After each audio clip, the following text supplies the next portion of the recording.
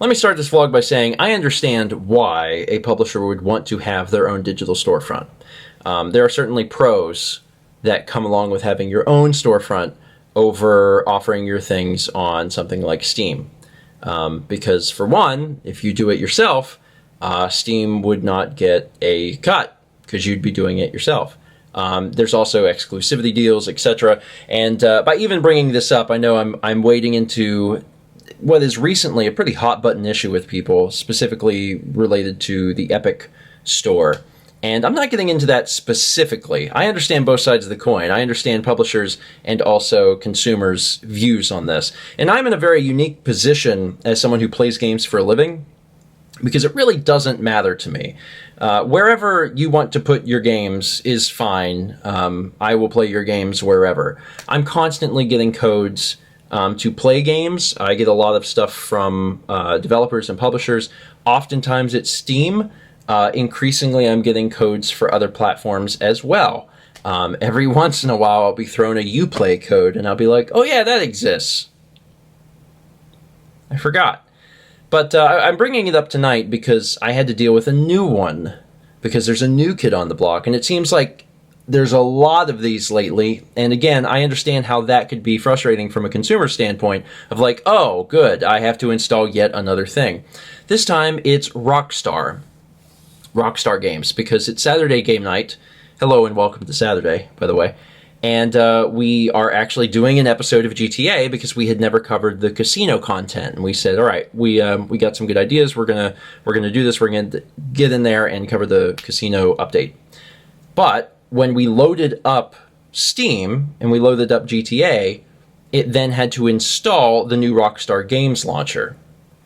Okay, which in and of itself was a waste of time, because when the Rockstar Games Launcher launched, it then comes up with a big button that's like, play on Steam. And then you're like, why did I do this at all? And it was interesting. Everyone had their own special little issues with it. I actually had the biggest issue of all. We had a ton of people tonight. We had like 12 people. I had the biggest issue where the game just wouldn't boot. And that was fun.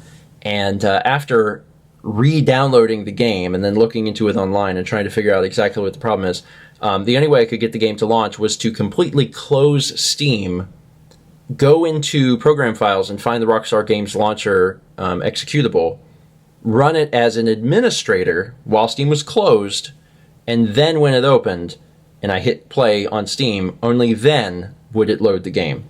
It was very frustrating, and it delayed everyone by an hour tonight. But it just sucks because, like, I get it.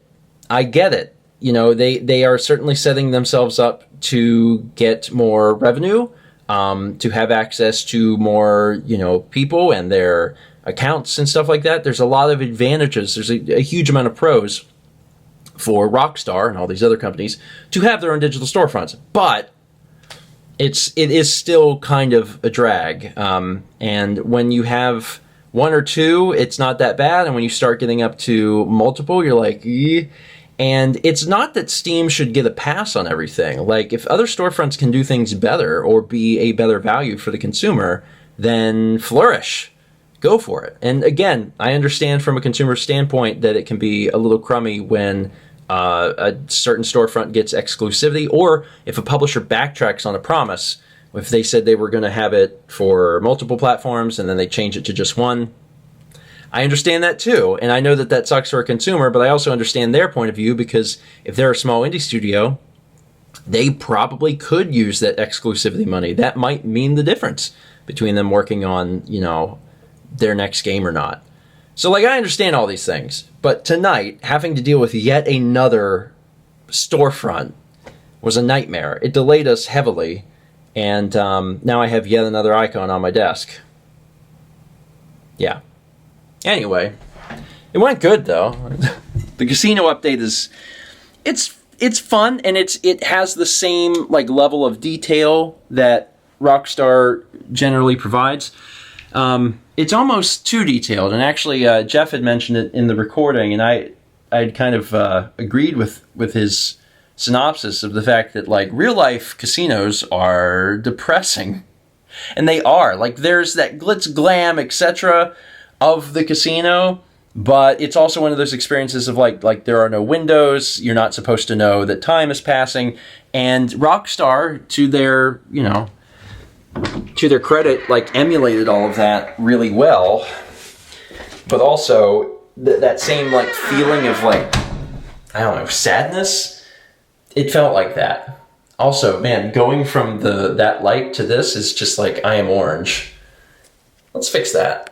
Oh, I just realized I had it on the wrong setting. That's why. It was on daylight, not auto. That's the color, right? I should be. But yeah, it's a fun update. And like everything is modeled really well. It looks cool. It's just, again, it's a little it's a little sad. You lose your digital money. There also seems to be, from what I can tell, a cap on the amount of money that you can convert into chips on a daily basis. And I almost wonder if that is to curb gambling addiction problems, because you can put real currency into the game and get the GTA money, and then you can turn that money into chips. So like they've put a limit on how often you can do that, because it would be possible to otherwise dump a bunch of real money and do gambling. It's interesting. There's also a lot of freebies in the casino, which actually feels a little like real life casinos as well. So yeah, it was interesting. I don't know how often we'll come back to it, although the horse betting part is really fun, and it might be fun to start future episodes doing a horse bet, because we enjoyed that. But otherwise, you know, it'll be interesting to see if they flesh out that DLC any more in the future, because the casino, for anyone that's followed like GTA rumors, the casino there's been files and evidence that it was coming for years. So the fact that it finally came out was a big deal. We'll see if they do anything more with it in the future. I don't know. Oh, and hi, buddy. As one final update, wanted to make another mention of this. The other day I had said that my dad was sick, and he does have pneumonia, which sucks. He's had it before. I'm not sure exactly how many times he's had it a couple of times in his life.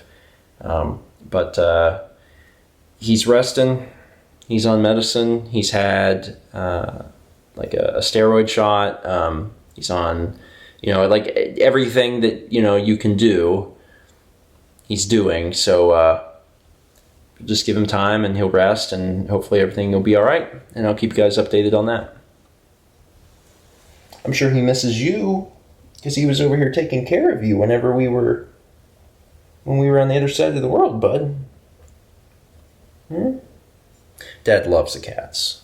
I mean, obviously my dad's a huge animal person, and he loves Rocco, but he loves the boys too.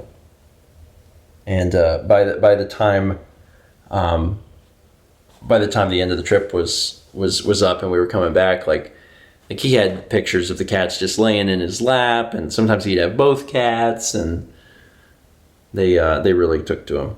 Didn't you? Huh? Didn't you? He's a good boy. He's a good boy. Okay, that's it. I am tired. We stayed up a little later than we normally would, just because it took so long for the game to get running. But I'm excited for people to see that episode and chant horses with us, because there's a lot of us chanting the word horses. Thank you so much for watching, and as always, let's meet back tomorrow, shall we? You purring? Yeah? He's a good boy.